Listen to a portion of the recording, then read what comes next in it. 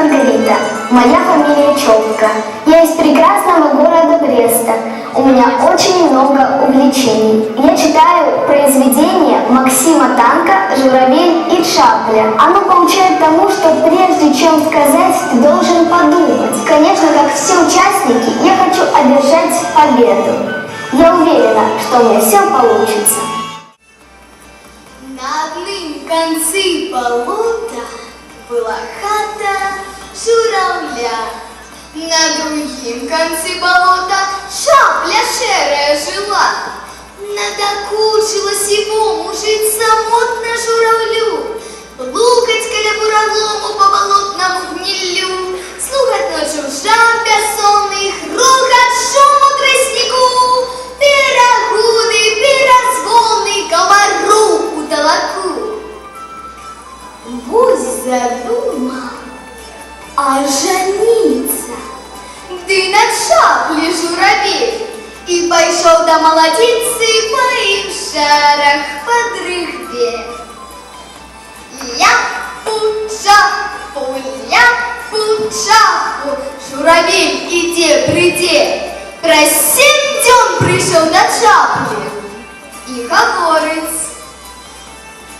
добрый день, ти не хочешь за меня ты выйти замуж? А яна каже: що ти кажеш, это собі видумав? Сп'яна? Не пригожи, дугоногі. Лепш иди, откуль пришел, и побрыл своей дорогой суне журавель домой. Ты одумалась, Чапля, что дарма за журавля, за болотного суседа я на замуж не пошла. Ляпу-чапу, в хату журавля иди, просим дён приходит Чапля и говорит: добрый день, ты не возьмешь меня в хату? Журавель ей каже: не, дед такой, як ты, чубатый, показаться у свете мне, шивыгнута лужакой, хороства не учим няма, и убор твой аніякий, и неохотная сама. Коли Чапля с хаты вышла, журавель пошкодовал, что покрыл ей лишнее, что за жонку не взял.